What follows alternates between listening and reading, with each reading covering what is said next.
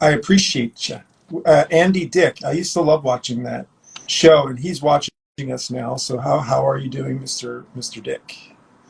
Um, so anyway, this is live, but of course we will be putting these podcasts up on the Radio YouTube. I was able to salvage our show from last week, but for some reason when I posted it, it only posted like the first 5 minutes of it.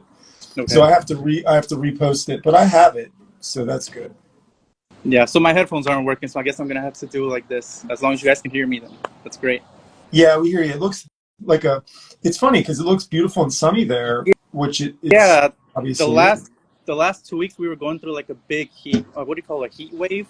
It reached almost 100 degrees. So today was the first day where it felt kind of normal, like in the 70s probably. Yeah, it was horrible. It's funny because it's early afternoon for you and it's late night here for me, but it's like still super daylight because I'm living in the summer, the midnight sun they call it. How's the weather over there? It's really beautiful. I was at the pool today, and it was just, I mean, I can't complain. It was pretty beautiful, but it's weird because I wake up, like last night I woke up at 3 a.m. like randomly. I just woke up at 3 a.m. and I'm thinking like, okay, it's sunny outside. It's 3 a.m. and I was like, maybe I should just like get up and go for a walk. I didn't. I went back to bed. But like I'm thinking maybe I should try to do that because, you got to take advantage of it. The thing is, when you have midnight sun, that means you have winter dark. Yeah, I imagine. Yeah, and it beats me up so bad that I guess this sun. But anyway, look, I digress. We are here because it's the Life with Distortion podcast episode 2, and boy, do we have a show because I'm excited. I told you that I wanted to talk. We have to talk, but I also want to say some things on the podcast because tomorrow morning, early in the morning, I'm taking a bus to the mixing engineer's house. Nice. Yeah, and we're gonna pretty much try to bring the mix home, as they say, as the old industry dogs. The old industry dogs used to say back in the day. We're gonna bring this mix home. Mike Tarsia was he was a Grammy award-winning mixing engineer, but more so than that, he was a friend of mine, and somebody that I worked with. And the story goes, Mike Tarsia is a Philly guy, but I was supposed to go there a few years ago to finish mixing the album that I still haven't finished mixing, because he was supposed to be mixing it for me, and he passed away when I arrived in Philly. And Mike Tarsia, what he would always say is, you can't polish a turd, because he's a mixing engineer, and that statement stuck with me because it's so true. And then I was talking to Murray the other day. Murray was also saying, like, it doesn't really matter, like, if it's a good song and it sounds decent, then it's a good song and it sounds decent. And putting those two people, like Murray and Mike, who were also really good friends, they're both right. Like if you and I have a song that we're working on and it's called Lucid Dreams and it's maybe not a great song, well, there's only so much I could do tomorrow when I go to mix it. But if it's a good song and I go there tomorrow and we mix it, and maybe it does turn out to be sonically as amazing as like any hit song that's out today, or maybe it doesn't meet the sonic standards of every great song that goes out today, but it's like close. Okay. No, I'm not saying this. I'm just saying, I'm trying to put this into perspective. Yeah, I get you. Like, of course we're going to mix it to be as sonically amazing as every hot hit new song out today, okay? But I'm just saying, if it were not to be that, in my opinion, it's still a good song. It's still an amazing song. So, as long as it doesn't sound like dog doo-doo, or cat poo poo or a turd, Yep. then the mission's already accomplished. I don't know where my rant was going with that, but but yeah, tomorrow I'm gonna go and we're gonna mix the song. So I'm excited about it. Are you gonna do what you did with We Are the Lovers, where you did like a little stream while you were working on it, or is it gonna be like in private kind of thing? I think it'll be more private Okay. because the mixing engineer, I think, is probably more. Because when I was at Sami's studio, Sami used to be he's a singer in his own band, and he also plays with Andy, and he's like so is the mixing engineer studio that I'm going to, but I think he's a little bit more private than Sami's more of like Yeah. a front man. So I asked Sami, I was like, do you mind if I do a live stream? And he was like, yeah, go ahead. I don't care. If I can do it tomorrow, sure I will. But I doubt it. I think it's more of a private session, which is fine. Yeah. That's good. Totally. But yeah, it's happening tomorrow, and I'm super excited because unfortunately you haven't heard it yet, and I purposely shut it off. Because I'm trying a whole bunch of different things. I'm experimenting with a lot of things. I've been doing lots of live streams lately. I've been writing songs with people on live streams, and I've also been looking at music a lot. Like I'm opening my eyes to many different techniques, and one of them is I worked a lot on the song Lucid Dreams, and Okay. I finished, right? I was like, okay, my artist hat is now hung. I'm done. And what I decided to do, because I chose that I didn't want to mix it myself, I wanted to have somebody else mix it so then I can sit with them and mix the final touches. So it's the engineer's mixing the song, but I'm helping him mix it too. Yeah. So so because I'm doing that, I purposely didn't want to hear it anymore. So you can go in tomorrow, with like fresh ears. Tomorrow morning. Yeah. So I have super fresh ears, and I can be like, because if I kept listening to it from the time I finished it until tomorrow morning I'd probably go there and I'd be like, I gotta go finish this song. So tomorrow morning I'm gonna go there and I'm gonna be like, cool, I haven't heard this in like 2 weeks. I can't wait to hear it, because what he's gonna do is, so he's gonna go through everything, and like, so I sent him the files and I wrote down on every file, no EQ, no filter, because I gave him just dry files, which is great because it sounds great already with nothing on anything, which that's what you should be aiming for, in my opinion. So now he's going to, like, between then and now, when I get there tomorrow, he's going to kind of have everything, like, he'll EQ the vocals. He'll take the maybe put a low pass filter on some of it, because there's a lot of low end that you don't really necessarily need on some of the vocals. He'll EQ them, maybe put some compression on them, EQ the guitars, so that way, like, everything is like sounding sculpted in a mix where sonically, that's that word again, all the instruments are hitting the frequencies that they should be. Yeah. And then from that point, it's, for me, it's all about riding the faders, riding the vocals. Like, Mike Tarsia always worked in Pro Tools because he was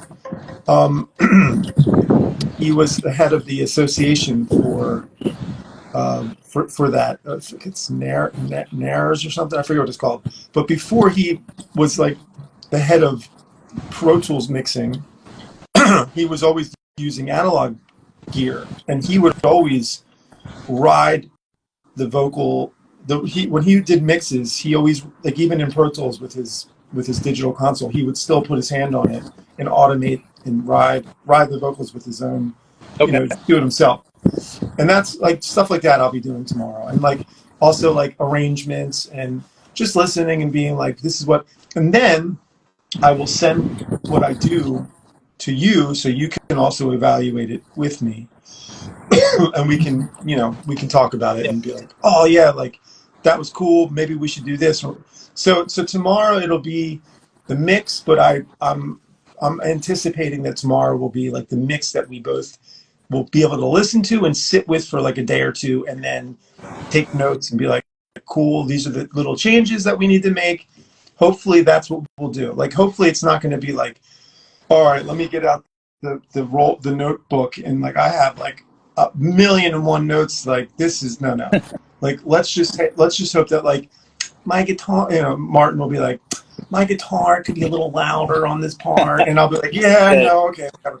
All that stuff, right? And I'll probably be like, my harmony vocals should probably be like a little bit louder. And like the mixing engineers will be like, shut up, I gotta get out of here. That always happens. Yeah, I'm really excited to hear your guitar solo. We'll never be happy. I'm open to anything. Yeah. So I'm really excited to hear your guitar solo. That's the part I'm really like looking forward to. Like the little icing on the cake. I am.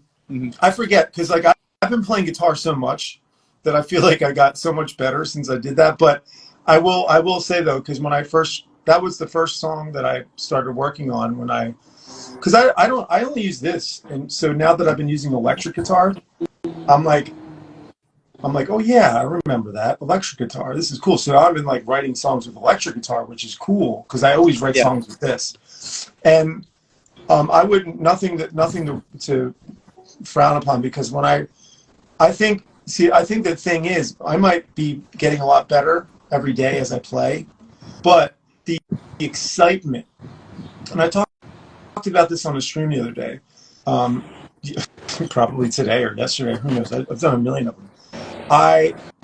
There's a energy and excitement that you get when you're performing live, and sometimes that can be captured when you're recording. And I think in the case of Lucid Dreams, it was the first song. It was like, all right, this is on my to-do list, and I decided to make that priority. Once I got my studio fixed up, and I sat down and I was like, all right, now I'm going to try to do something that I have a studio and I can do whatever I want. So I chose to do that song first. So one would have to assume, or one would have to think that excitement of me, like for the first time in a very, very long time, having an open studio with like a guitar that has like electric guitar, because I don't own a guitar. This is the only guitar I have, so I'm using other people's stuff, but I can use it. So basically I'm like, okay, I got this stuff.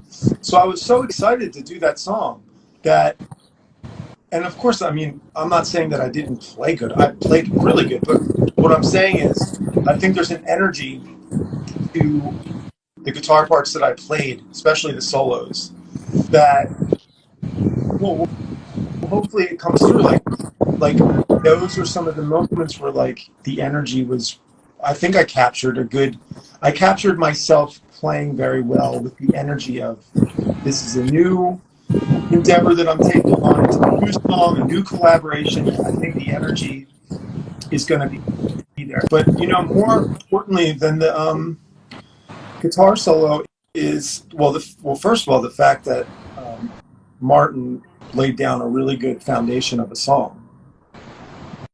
Okay, so let's get that straight. The song, the foundation, the arrangement, the parts, Martin's playing, all of that stuff was fantastic. Okay, so that's let's start off with that. But then, what I would kind of be excited about, actually more so than my guitar solos, right, is the vocals, my vocals. I'm actually really looking forward to hearing them tomorrow. That's what I really want to hear. I did a lot of stuff on the vocals. Okay. So and that's just the way I look at it, because like I've been a guitar player my whole musical career, starting in 1993. I was just telling Darren this the other today, and but a lot of people don't really think of me as a guitar player because maybe they never heard my old band Inbred, or my old band Hello Cleveland, or my old band General Public from Ibanez, from my record label there. And maybe people don't even know that I had a record label for Ibanez and Tama, but I digress. I'm a guitar player.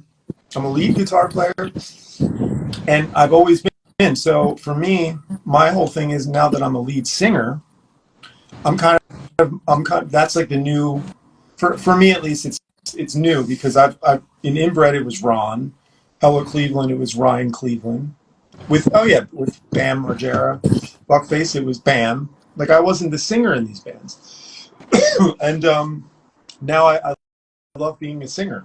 So I'm more like excited and interested in doing vocals and writing lyrics. And Yeah. guitar solos, like face melting guitar solos that I put on Lucid Dreams is super Nice. cool. Like it excites me when other people are like, dude, man, that was awesome. Like that's cool. I'm all about it, but I'm more so like, I want to get the message across of your song that you gave me. That when I wrote the lyrics, like I've told you this already, like I want you to be super happy and be like I would love to hear what your thoughts are on what direction I chose to go and to see if that you was even anywhere close of what you were thinking. Okay. That'll be fun. Yeah. Yeah, So for please me that stop song was. talking. It's your Go ahead. turn now. No, so yeah, basically I chose that name because lucid dreams is kind of like when you're in control of your dreams. So the way I envisioned this song was it fit the theme of like working with you and like trying to create this whole thing, like working with like your idols, working with someone that you admire and kind of making this dream possible, in that direction. So that's why like lucid dreams sounds like a pretty cool title. So I went with that. So yeah, I like the whole direction we're going with for the song. Well, I like the whole direction that we've been going so far. I mean, I'm I would love to start working on the next one. Yeah, I have a lot of music that I haven't like finished recording. I'm like putting all my effort into this song first, and then yeah, we're gonna keep I, going I with I this. hear you. That sounds like me, but I've been because I have so much music that I have so much music. So for me, lately, what I've been doing is I've been just live streaming new ideas that I come up with, and eventually my faucet's gonna run out or slow down, and that's fine. It's called writer's block. I'm sure it's Yeah, going to happen pretty soon. I'm assuming, but I have so much, and it's it's better. It's the fun part about doing all this is it's so different. Like recording a guitar part in the studio on a live stream is exactly that. Like it captures moments. Like even if I'm a little sloppy on parts because it's one take, but then on other parts it almost makes up. It's like it's so interesting doing something on a live stream because it's basically it's it's not performing live, but it's the next closest thing in my opinion. So yeah, and nobody does like studios are sacred places, and especially old studio dogs, like that's mm, like, dude, never tell anybody or show anybody like we're in the studio, like this is private. yeah, And I'm throwing the book out the window lately, and I've just been like, whatever, I'm here. Hey, I'm writing this riff, and then I'll just write a riff like on yeah, the phone, and it's like it's not anything more than I'm learning so much about. It's so different. It's such a different experience. It's challenging as anything. Super challenging. Oh my God, be careful. Maddie's voice on the last tour definitely complimented 96 Bitter Beings live sound. Can't wait. Oh, thanks. Yeah. I wish I was singing even more, but I didn't know all the lyrics. So if I get to do that again, I'll have to practice more. But I'm happy to do as much singing as I can. I'm more into singing now than I am anything else. What about you, Martin? What is your yeah, thing? yeah. You're a really amazing singer. Like since I first listened to your EP, your demos, I'm like your vocals, they're really really good. So when you came to me saying that you wanted to collaborate, I was like, I got really excited. I'm like, yeah, it's gonna be a great song. And that song, Lucid Dreams, like I told you, I was like, this is a song that Matty would write himself. It was very like kind of straight to the point, something that you would write something like, this is going to work out totally good. And yeah, unfortunately for me, in my case, I can't sing. I try, I've recorded myself, like I cannot sing, so that's the problem with me. So don't say that. Don't say that though, because, well, actually, first of all, definitely don't say that, because, you know, it's so. I used to say that, and when you get the wrong person saying the wrong thing to you at the wrong time, it can affect you for years. And I've had, like, even Ron. Ron is a good friend of mine. Super, like, he's my buddy from my first band, Ron Stango from Inbred, which is music that I should try to release and talk to Ron and Murray. But anyway, he's never done anything bad, but like sometimes, you know, when I was younger and I would try to start singing, which is, it's hard to sing in front of people, especially when you don't do it often. And he was the singer. There was times when, like, sometimes I would, you know, of course, somebody that doesn't sing a lot and starts to try to sing, you might sound a little pitchy or a little weird. Okay. And when sometimes if somebody, like, even laughs or says, like, oh, you sound like you're hunky nasally or whatever the comments be, well, those, as an artist, you can think about that for a long time, and in a way, like, you go crawl back into your shell, and then you're like, well, at least in my case, I was like, well, and if Ron's watching this, Ron, I love you. I'm not saying anything bad. I'm just saying I should have talked about this more, but I never did. I was more insecure. You know, artists can be insecure, and, you know, I would think to myself, like, oh, I don't want to try. Ron's a singer anyway. What am I doing? I can't sing. I'm not going to sing. So I never did. I never really did. I tried to sing harmonies all the time, you know. But that's the thing. Like, singing harmonies is cool, but it's still not. I think it's important, if you're going to sing harmonies, that you should also practice singing leads, because it'll just make you singing harmonies better. Just like if you're going to play rhythm guitar, you should practice playing leads, because lead guitar, the rhythm's better. Yeah, and for me, like, go ahead. Oh, well, no, I'm just saying, and for you, like, when I hear you say that, I don't want to make a mistake and say anything other than being encouraging and saying, no, like, don't say that you can't sing. Martin, everybody can sing.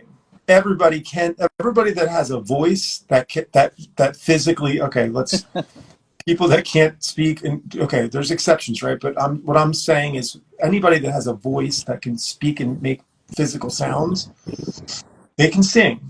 And just like music is not a mathematical equation, neither is singing. So some people may sing and it might sound horrible to some people, but but don't say that. And then, but either way, the more you do it, if like, let's say you do sound, anybody randomly sounds horrible singing. Well, in my opinion, there's so much room for a unique voice there. Because if you sound horrible and you can sort of sculpt that into hitting notes, well, let me tell you something. Singing is all about hitting notes. And if you sound horrible but you hit notes, then you have a really cool, unique voice that's hitting notes. So in my opinion, that could be a very, very useful tool. Yeah, for sure. It's kind of like for me also, like, as a guitar player, I've always identified myself as like a rhythm guitar player. I never bothered to kind of step outside the box. So when I'm like watching YouTube videos and I watch them like shredding on their guitar, like tapping, doing all this crazy stuff, I'm like, I'm never going to be able to do that. I'm never going to be able to like do these crazy solos. And I'm like, instead of thinking like that, if I want to improve myself as a guitarist, I have to start little by little. So not even songs that I've written now, I try to put like little solos in there, like little hammer-ons, so these, like, to kind of like improve over time, rather than just being like, I'm a rhythm guitar player and that's it, you know. So yeah, I guess it depends on the person, you know. If someone's really interested in like singing, they'll take lessons, they'll practice, they'll keep going, you know. But yeah, that's what I'm doing with guitar, like trying to be more of like a lead guitar player kind of thing and improving, you know. Like, as a musician, you have to do that, you know. You can't really stay in the same box all the time. Well, because we're live, I'm just reading some of the comments. And Starkey says, I agree. I live in the UK, so I didn't see the tour, but watched videos on YouTube, and they sounded great. Would love to hear Maddie do backing vocals to Vaudevilles and Wish Me Dead. Mag, now Mag is your New York buddy. From Yeah, the I've seen people, him on a couple of shows. Yeah. yeah, and well, I'm just saying because you guys are both in New York, but Yeah. and you guys actually have met, and I've met Mag. Mm-hmm. He's awesome. But for the people in the UK, definitely try to make it to a couple of shows. It's worth it. And then Meg is here, and she's saying I'm unique. I'm a unique voice. Well, she is. And everybody is, and so are you, Martin. So I think you should not say that you can't sing anymore, and just start singing. Sing in the car. Sing in the shower. Sing when you can. Because let me tell you something. I have firsthand know this myself. I also said I didn't think I could play keyboards. My father was a keyboardist, and I was always intimidated because he was so good. I also didn't think I was going to be a drummer because I was around other people that played drums really well. But I learned how to do all those, and I got good at it. And it turns out that they ended up helping me along my musical journey, because when people needed a drummer, or when people needed a keyboard player, or people needed a bass player, I was able to do it. So if somebody needs a guitar player, generally when I'm thinking about a guitar player in a band, I'm thinking of a guitar player that can play guitar and also can sing harmonies, because that's more useful. Like you know, it's more useful. So I would say, like, I think I did a good job by saying, like, if you have a horrible voice but you can hit notes, then because singing, it's all about the notes. And, like, you know, of course, if you sound like David Lee Roth or you sound like Bill Aballo, there's a difference, right? One's like they're both loungy. Actually, that's a bad example. But anyway, people can have their own different nuances. Kind of like what Starkey was saying right now in the chat. What's he saying? You just got to find your own range. Like everyone got their own range. Yeah, and Martin, you're never going to find your own range if you don't try. Yeah, that is true. Yeah, that's something. So that's all I'm saying. I encourage you to do all the things that you think that you can't do. Play more lead guitar, play bass, try to sit down behind the drum set, try to sing. It's all good. Like if you plan on trying to do stuff in music, you know, I could also say learn how to use CapCut and learn how to make go. Yeah. You know, oh my God! And I don't want to say that because it's annoying me so bad. I was just watching a Netflix documentary about this German band. I forget the name of the band. Stupid name. Cool, whatever. It's a cool band, but it's like it's a band, but the whole documentary is just them two, like, doing stuff. It's like the music is in there for like 30 seconds, and it's like what's going on? Like, everybody's like, music today it's not just the music. You gotta. It's like, well, then it's not music then. It's I'm a full-time content creator. I'm not a musician. Yeah. Sorry for that. Yeah, if you make music, you gotta make content. Like for me, I'm not a social media guy. I would just have Instagram. Now I have everything from like TikTok to Facebook to all of these things, and I'm like, it's just hard to kind of really manage all of that, you know. But it's something that we got to do because no one's gonna hear the music if it's just in one space. You know, you got to kind of like spread it everywhere. Hopefully, it catches on to someone. Maybe someone shares it, you know, and catches someone's eye, someone's ear. You know? Yeah, I mean, you should definitely try to get good with TikTok, because TikTok is good for music. And the way I look at Instagram and YouTube, it's almost like, because I used to do radio, and I used to have a radio station that my older brother had a broadcasting station, and you know, if it's not radio, it's this. This is a radio show. What we're doing right now, even though we're on Instagram, you know, the app that I got because it was cool for photos. Who would have thunk Instagram would be a radio show, but it is. It's a radio show, because then I take these and I put them on YouTube, and it becomes a podcast. So this isn't, you know, to me this is content creating, but it's also like a radio show, and I'm cool with that. I'm not really. The DIY thing is big. We're on to something. because when we release a song, we're going to get people that really want it are going to get it first. Yep. It's going to be a good experiment because I just made a website and I'm getting this mailing list together, and we're going to see how many people we can get to sign up on the mailing list, and we'll give them the song before it comes out. But I will make sure we write a good email when we send it to them saying, when you have the song, when it does come out, to the masses and all the platforms, help us promote it and share it, because that would be like, I don't know, I'm just thinking that would be cool. Like if somebody gets the song a few weeks before it comes out, and we're just saying like, yeah, here, it's for you. We want you to have it, enjoy it. You don't have to do anything if you don't want to, but if you like it and you want to help us out when the song does come out, try to share it with your friends, or share the link to your friends for like the day or two that it comes out, because it'll help push the algorithm. Yeah, they could even make videos and use that song in the video itself. Anything that's what I'm thinking. So I have to put together like a nice little email. So when I send them the song, I kind of explain to them like what we would like, but also at the end of the day, like they don't have to do anything other than just listen to it, and that's fine too. Yep.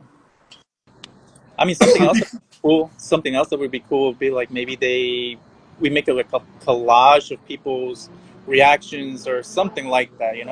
Something creative involving them.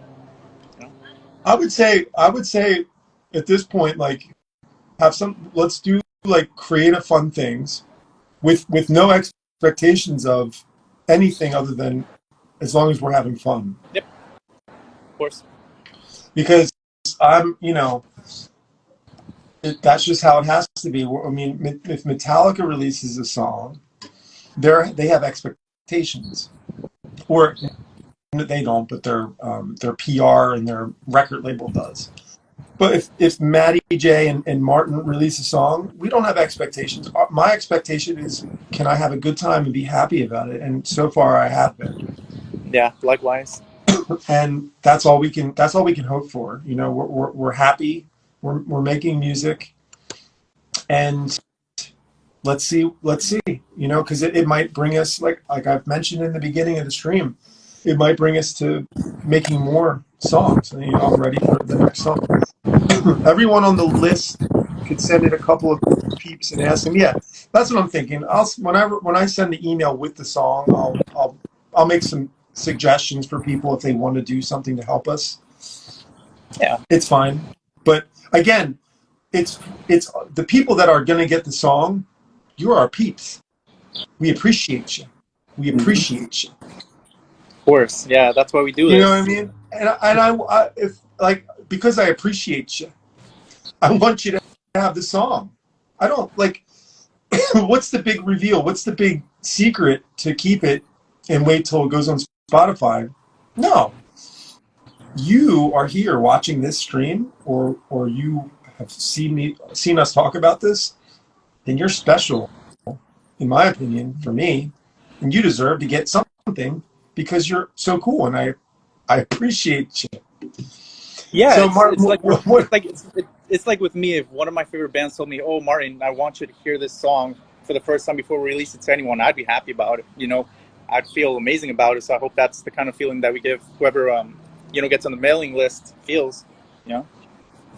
I think so. For sure. Look, legend in the house, Ricky Slayer. Hey, Ricky. Legend. I love how Mac Lockley says that. I think of Mac Lockley every time I see Ricky Slayer now. Yeah, and they're both cool. Cool. Yeah, but we appreciate you. So what else did you want to talk about today? Just like a random topic, I guess. Just let's do it. How do I say it?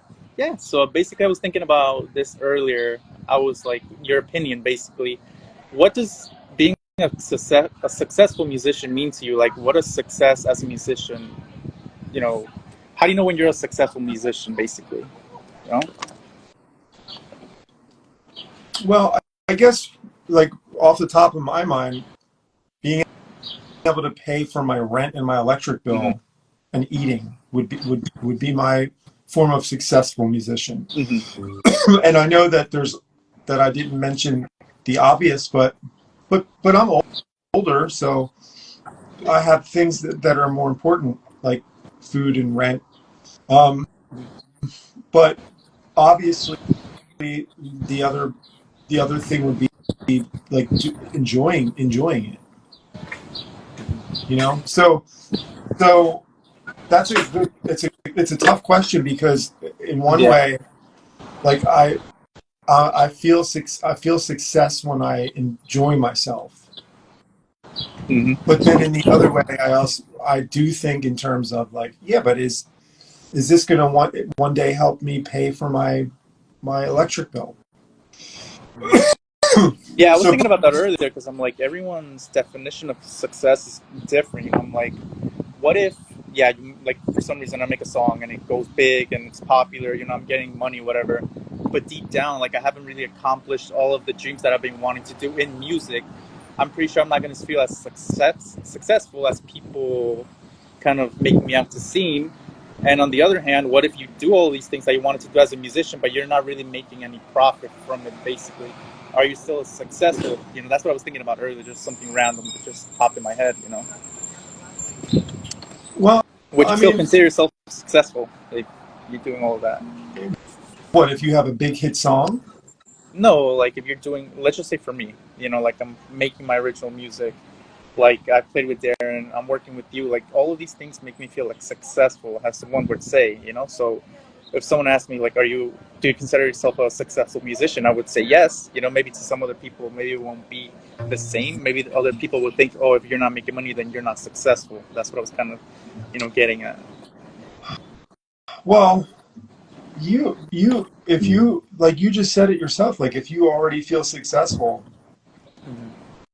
then you just answered the question, and then you're successful. I mean, I felt successful today when I recorded a song on the live stream by myself in the studio. Yeah, exactly. These little It didn't do anything other than make me feel happy. I didn't get anything for it, but I'm exactly. happy and I feel successful that I did it. So even though like paying my electric bill and my rent is still in the back of my mind, because it's something that I have to do, especially when you have a family and like things you got to do. So those things are very important to me, but at the same time, there's so much time in the day that if I can't find a few moments during the day to feel successful doing something I love to do and be happy, then okay, then it's a busy day, I guess. But there's got to be like at least a few days in the month then at that point. You know what I mean? Like I think if every day was so busy that I would never have a moment to pick up the guitar, for me it would be very difficult. I could get through it. I could do it, you know, because I have to, but it's nice when you have a free second and you're a musician, you know, whether you're a musician or an artist or a mathematician or whatever it is that you love, if you find a moment or two to do those things, that'll make you feel successful, or at least it'll give you fuel to continue on. True. Yeah, I remember one time it was I was working. It was a rainy day. I wasn't feeling good at all. I was like, I haven't been playing guitar at that point, I think, for quite some time. I decided to go on my break to my house for like 30 minutes. I got my guitar. I ended up writing a song that I ended up releasing on my Spotify and everything. So like inspiration and yeah, like you said, like these little moments of like you just have to do something with music to really feel good about it, you know. And once I did that, the rest of my day was like great from there on. I went home and I'm like, I'm gonna keep working on that song. I'm gonna keep writing, and then yeah, I finally got it done. So yeah. Well, the problem is today is everybody's too concerned on numbers, and it gets to people's heads. It's comments time though. So Ricky says music industry is extremely underpaid. Well, underground artists, musicians, streaming platforms should pay more. I agree. As a fan, Mag says, I want my favorite artists to make a living from music and could focus all their time and energy making music. That's correct. If music artists were able to make enough money where they could pay their bills and just focus on it, it would help. Now, I wouldn't say that's the answer, because then you can get lazy. Because you're like, cool, my rent's paid. I'm just going to hang out and twiddle my thumbs, right? So Exactly. Yeah. got to be careful with that one. But yeah, it's true. You know, if we don't take advantage of that. I think when Meg says, I think when others like your music, it doesn't matter if it's 10 peeps or 100,000 peeps. Music is a hard industry. I think becoming a super famous musician is likely as becoming a famous actor. It's very hard. So if it is context, luck too. Yeah, it takes luck. And then Ricky says, the thing about making music is that there's no immediate income. It's hard. Just living off music, it's much harder for you guys. Starkey says, look at hardcore bands from the early 80s, like Black Flag, Minor Threat, Bad Brains. They barely made any money. They performed passion in the scene. So like, Mag is commenting, Meglio, I feel the most artists who get aren't into it for the money, but do what they love to do, but they should be able to. Yeah, I think it's interesting. I think another thing is, so today it's all about numbers. Numbers make people feel insecure and give people mental health I think issues. it gives people like validation. They want to feel like validation if they see high numbers. Like that's what makes them a great musician, you know. It's here. It's what everybody's concerned about. We talked about it 10 minutes ago about our song, and I think that we're handling it really well. But I will say, because then when he talks about Black Flag and all that stuff, back then you could be, well, plus those guys were all young, right? So when you're young and you have time and you don't have your career set in place, that's one plus that you can fuel to be in a band. But also, when you're in a band, see, those were bands. So when you're feeling down and out and you're like, I'm broke, the three other guys in your band, they're with you too, they're broke. So in a way, you can get away with doing that longer because your comrades are there with you, suffering with you. And if they're suffering, you know you can suffer some more too. So being in a band is very beneficial. It's what I've been trying to do. I would love to be in a band. You know what I mean? Yeah, same here. But the music scene in Brooklyn, specifically New York, isn't very good. It's hard finding any musicians nowadays. It's so hard, especially ones who are like dedicated and really stick to it, you know, rather than just not even showing up to the rehearsal or not learning the material, just kind of like being lazy, I guess. Yeah. That's why I haven't been in a band. Yeah. It's easier, I will say, when you're younger. Like when I was in Inbred, we all lived. I mean, Ron was like a car drive away, but 5 minutes, and then me and the other guys walked to our houses. Young kids getting together, living together all summer long, and it was easy, and we're in a band, and we're doing this. When you get older, it's still possible. You can still do it, but it gets harder when other people are not. It's hard when everybody's not on the same page, but at the same time, if everybody is on the same page and you can make it work, then what I was saying makes sense, you know, because music is a lot of luck and suffering and dedication before something breaks and maybe something gets success. Because in the music business, there's ups and there's downs, and there's lots of downs, and sometimes there's lots of ups, depending on who you are and when. So if you can get through some of those down times with your comrades in a band, and they're there saying like, yeah, you know what, this sucks, man. We feel it too. It almost makes you feel like, but I can hold on a little bit longer because we're all doing this together, and it gives you a little bit more hope. But when you're an independent music artist writing songs by yourself, and you don't have those people, the only people you have are your friends that are telling you to like go get a job. and your streams are showing 13, you know, it's like it can get to you pretty quick where you're like, I just need to stop this now. This is ridiculous. What am I doing? You know? But then at the same time, aren't we losing focus though? Why did you do it? Why is there a song that only got 13 streams? Did you make it because you enjoyed making it? Because if that's the answer, then I think it's important for us to continue to do it. Do we need, like, get a job at Rite Aid or welding, or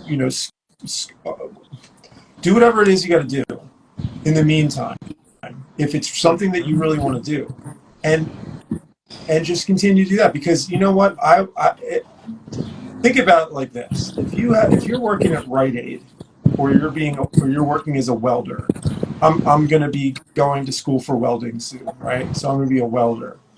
So when I'm welding, am I going to be a sad welder that doesn't make music anymore, or am I going to be a happy welder that makes music when he can? I choose to be a happy person welding, because I'm still going to get to do things that I love to do. I'm not going to give up playing music, right? I agree. So I think that's important. I think you could be working at Rite Aid. When I have crappy jobs, I'm like, people think I'm crazy because they're like, "Why are you so happy?" And I'm like, because you're looking forward to the music.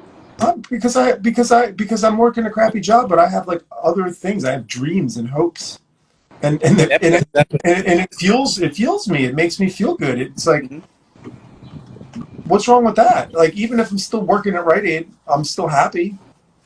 I mean, I don't know. It's not good. I mean, it's very difficult. Music is tough. Music is tough. No, I agree. Yeah, there's a saying that I've been living by nowadays, which is like, I would rather live trying and doing what I love, even if I don't achieve it, rather than not doing it and wondering what if, when it's already too late. You can't really do anything about it when you're already like old or something, no? So that's what I've been doing now. Yes, I really am going to welding school, Meg. I should be going. I applied for it a few weeks ago, and I should find out if I'm going to be accepted or not. Because I live here in Totoku, and there's a shipyard here, so there's all this welding work, and like, welding is like a job it's not a very desirable job for most people, but it pays all right. And then Murray brought up a good point, and I'm going to try to talk to them. But I'm a PADI certified. I'm a scuba diver, so I'm thinking like, well, maybe I could do underwater welding. That would be like dangerous and scary as shit, but it'd probably be cool. Yeah, something that I've been wanting to do personally is go into school for film scoring. That's always something that I've been wanting to. Yeah, that would be cool.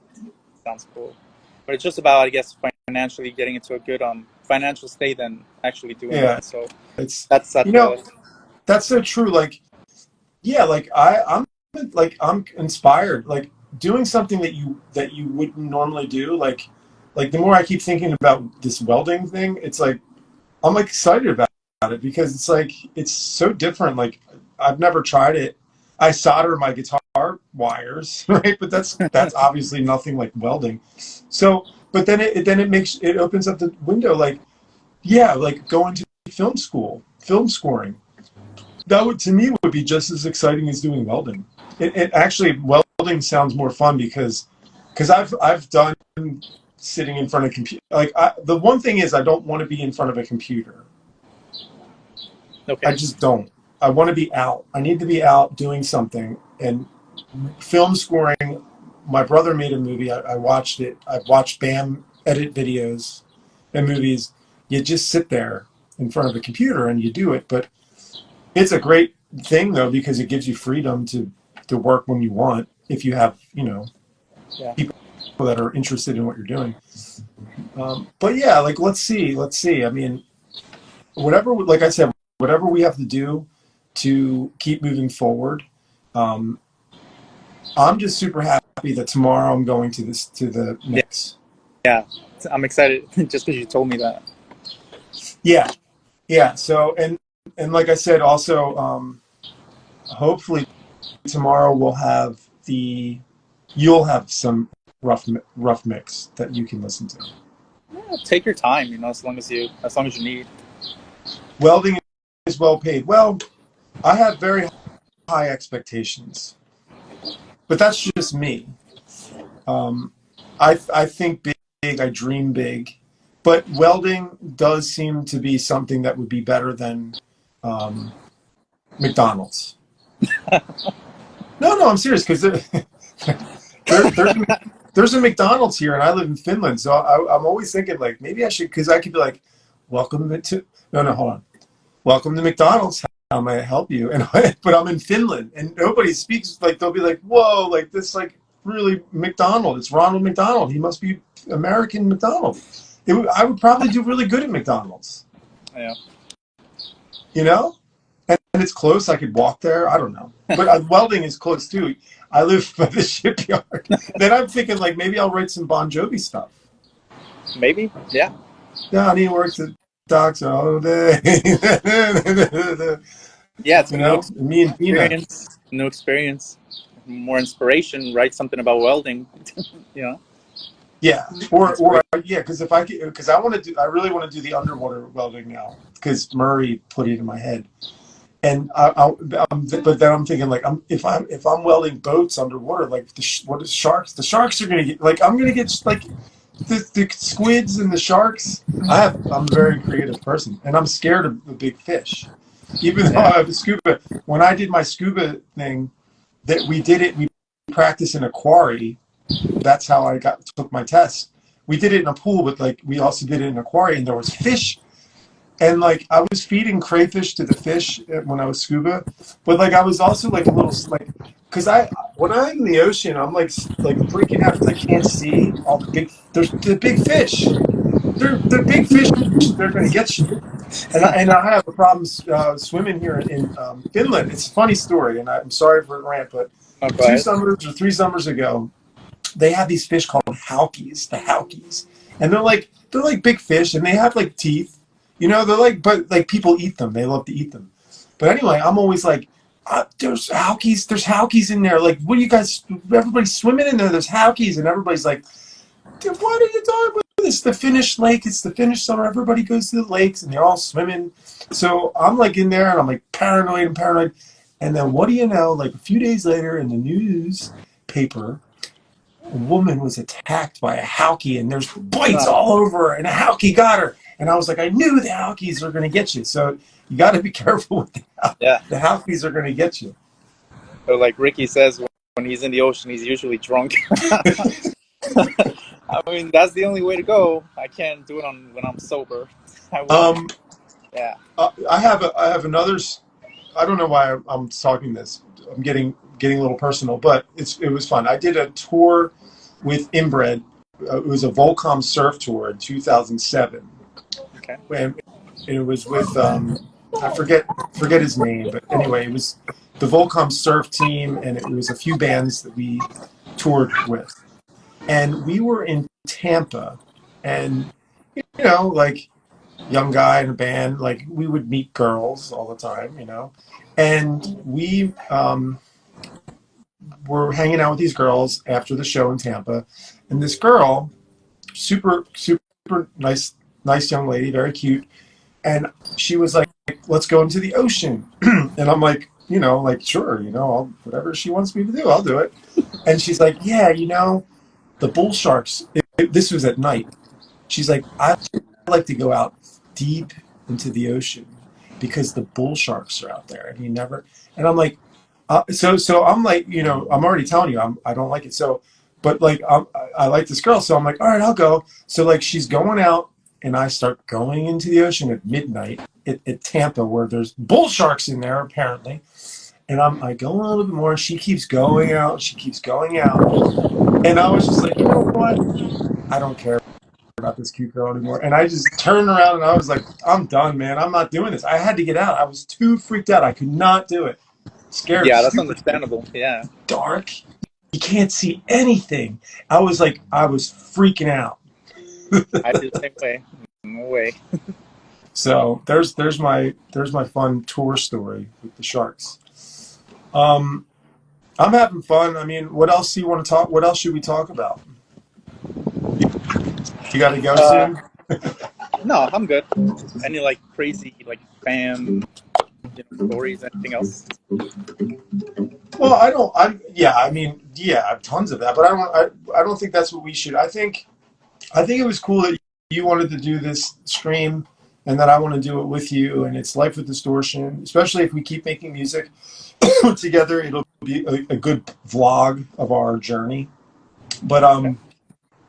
you know, like you know, family's important. You know, we've been talking about that though, and you know, yeah, things are different. Like the older we get, when we have family, like it really puts things in perspective. Like what's really important to me is is that, you know, music is second to that, you Yeah, know. of course. Hmm. So let's, you know, that's true. But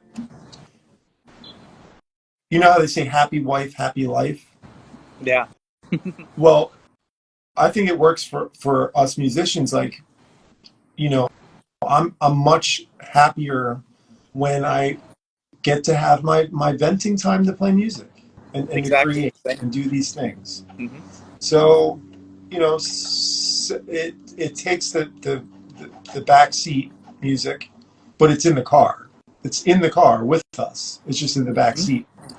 Yeah, of course. Not for me. Like, I get out of work. As soon as I get out of work, it's taking care of my kids, everything in the house, responsibilities, all of that. And as soon as they go to bed, that's when I'm like, okay, it's time for my music right now, like 2 hours, whether it's recording, writing songs, editing, whatever it might be, like working on our like promotional stuff. As long as I get to do that, you know, then everything works out, you know. It gets overwhelming at times, but at the end of the day, it's rewarding knowing that, you know, you can make all of these things fit like a puzzle into your life, you know, music, your family, your wife, everything. It's very Yeah, rewarding. and for me, it's like, you know, I live in Finland because I have two children, and my first child was born in northern Finland, and you know, I chose to be. I live in Finland because my family. I have family here. This is where, because you know, I'm from the U.S., right? I'm from Philly, right? We talk, but you know, I want to be with my family, Yeah. you know, and it's not. It wasn't easy back in 2017 when I went through a divorce and did all these things, and I was here alone without, you know, friends and things, and people and bands were kind of giving me the cold shoulder, and I was on my own. Very difficult, but it's still a choice that I wouldn't ever change. Like I'm here, you know, I'm with my family now. I would love to. I'm thinking about moving back to the States for a little time, so so they can, you know, my 3-year-old son. I think it would be great for him to experience the U.S. Okay. Learn some more authentic. Like we were just there, not like in December, and he's been there one time before too, and it's just great. Like everywhere you go, it's like native English. My mom, my brother, everybody's speaking in English. He knows English because I speak English. So for him, it's a great. It would be a great thing for him to be absorbing the culture and the Yeah. language in the U.S., not just here watching TV shows and listening to his dad.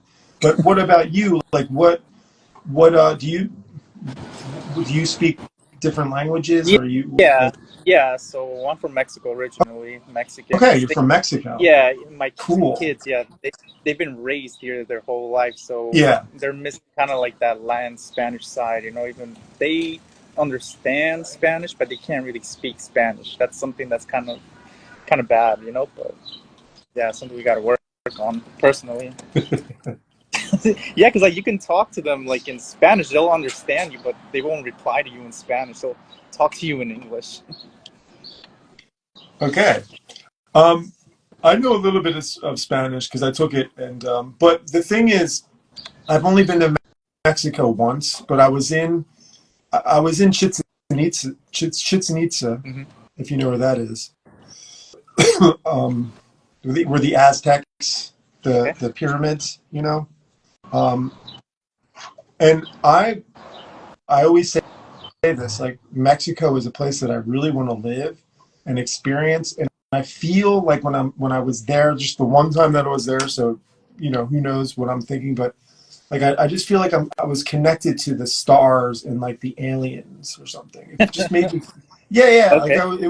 I had this feeling, especially because I was where I was, and I was talking to the guy that was showing us the ruins, and just like the pyramids, like they were like placed like exactly like aligned to certain stars and stuff. Like it's very, it gives you like this energy when I was there. I that was is like, wow, this is an amazing place. In Mexico, my favorite food in the whole wide world is Mexican food. And like really. whatever, that's so stupid, but just something about Mexico is just amazing. And I didn't know you were from Mexico. That's cool. Yeah, well, I came to the United States when I was 2 years old, so I've been here for like 29 years. Yeah, I've only gone to Mexico once, but yeah, I've been living in Brooklyn my whole entire life, though. yeah, you're from Brooklyn, Brooklyn, Crooklyn, as some people call it. Brooklyn. Crooklyn. Yeah, I mean, I like it here. You know, whatever you need, you just step outside a few blocks, you're already like at a deli, pharmacy, stores. There's a lot of places to work here, so. But when I went to Mexico, yeah, I really enjoyed my time in Mexico. The food is definitely like top tier over there. ¿Cómo está? Muy bien, gracias.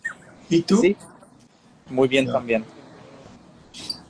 Me llamo Mateo. Mateo, me llamo Martín. From Chihuahua, Mexico. Yeah, I went to Juarez in January. I've been to parts of Texas where it's close to close to Mexico, and I had some food there. It was so different. It was good. It's just, you know, Tex-Mex and California Mexican is really good. But I mean I like authentic stuff too. I had tripe, which I wasn't too happy about, but it was good though. The broth was good. Okay. Yeah, the food is definitely different over there. It's much cheaper over there than it is here. I love it when people use like, you know, like real, like Tex-Mex is good, but it's all like, it's a lot of processed stuff, and that's the problem. And I've been actually been on a health kick. I've always been, but I've been focusing on more like I read ingredients for, like, here we go. This is a music podcast. I read ingredients when I buy things, and I try not to get things with like lots of processed, and I don't like to eat sugars. And I've been drinking lots of water. I try to drink 10 glasses of water a day if I can. Because, you know, it's important if we, especially like if we want to, not only if we want to continue raising our families, but if we want to continue to play music when we're older, it's probably a good idea to like start thinking about like, well, how's that going to be possible if I'm only eating Twinkies and drinking soda? Because it's probably not going to happen that great. No, yeah, definitely, yeah. So, yeah, it's hard. It's funny though, like I my budget, what I spend for like, I don't spend, like, I drink water. I was thinking, I was like, I spend like $5 a month on liquids because I buy coffee, and a bag of coffee lasts me like almost a month. Maybe if I'm drinking a lot, I might go through 2 bags in a month, but 5, like 1 bag. And if I only drink coffee and water. Okay.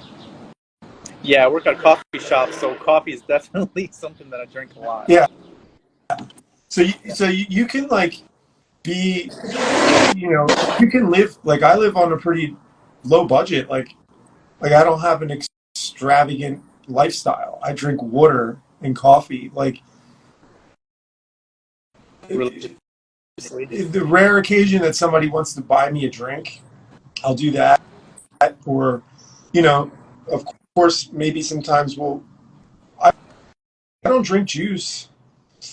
So yeah, water and coffee. I get my vitamins from just vitamin supplements, or like grapefruit. Like I like grapefruits and oranges and like real. I like to eat as much like organic and healthy things, which happens to be, for the most part, it's the cheapest way to do it. Because here in Finland, if you want to buy a soda, it's like almost like $2 or $3. Okay. So it's super expensive to drink soda here. Yeah. So and water in Finland, it's like It's so amazing. It's like the freshest, cleanest water ever. So I enjoy it. I just drink water all the time.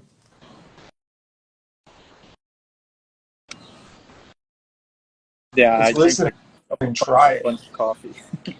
Well, I drink too much coffee. I love drinking. Like I have to drink coffee, and actually, coffee is not bad. It's good for you, I think. Okay. But well, you would know. You were, but I think coffee's good. It's got antioxidants in it. Like it's not bad. What you're laughing? Well, actually, my battery's about to die. I'm like on 2% right now, trying to like not get it to die. Right. Ricky, yeah, my phone's going to die too. I got to end the stream before it cuts off. But Ricky said that he recently started taking vitamins. Yeah, mushrooms are good. I want to start. There's a lot more things that I want to do, but I will say, if anybody's watching this and they want to try this, try like tomorrow or today if it's early. Try just drinking a lot of water, and then do it like not just because today, but do it tomorrow, and then like do it for 3 days in a row.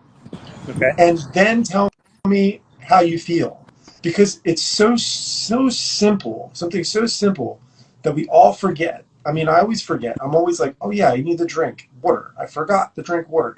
Drink water. Try to drink like 8 or 10 glasses for like 3 days in a row, and tell me if you don't feel better, because that makes me feel so much better. I'm serious. Yeah, you gotta be hydrated. Whatever, we're supposed to be drinking water. We used to be fish, right? But hey, I'm gonna get going. Does it make you have to pee out? Yeah, of course. I have to pee a lot. Matt, you drink tap water. How's the tap water in Finland? I just said it, dude. Because I'm from Philly, the water from Philly is great for baking bread. By the way, okay, Amorosos and all the cheesesteaks, best bread. But they put chloride in the water there, and water there it's better than Michigan, right? It's better than Flint, Michigan. But the water in Finland is like it's like Lapland is northern Finland, and they say whoever they are, but they have said a few years ago that Lapland was one of the cleanest places on the earth, and that's like a few hundred miles north of me. So it's pretty clean water. Like it's super clean. I'm privileged. Like a lot of Finnish people take it for granted. Maybe they don't. Maybe I think they do, but they probably don't because they're very proud to be Finnish. But I'm like so blessed that I can open up a tap and just drink water. Like I appreciate you, Finland and everybody, for that. And I do. I don't take things for granted. Like I love that because I know that there's people that can't do that. Like people in Flint, Michigan, they cannot do that, and I feel so horrible about that. I can't do anything about it, but other than I can celebrate the fact that I can, and I think that they would appreciate that I'm doing that because they can't. So I guess I'm doing it for them and everybody else. Like I'm drinking good water, and I'm gonna keep drinking it. Start your own water company, ship it to the States. Dude, I know. I thought about it. I also send me one over here. wanted to make cheesesteaks here in Finland. Okay. It's a good idea. Start your own food business. There's so many things I want to do. We're artists. We're too creative. But you know what? Let's do one thing at a time. Tomorrow, let's mix this song. Sounds like a plan. All right, let's end the stream before my battery dies. But hey, next week we will do this again, same time. Of course, same time. Yeah. If it works for you, this timing works for you. Yeah, if it works for everybody else, and hopefully if anybody else has any topics or questions they would like us to discuss for next week, DM definitely. DM Martin, or DM LifeWithDistortion and tell him what you want us to talk about. For next week. So yeah, it was nice talking to you, Maddie, and catch you next week. Yes. Bye. Right, take care, man.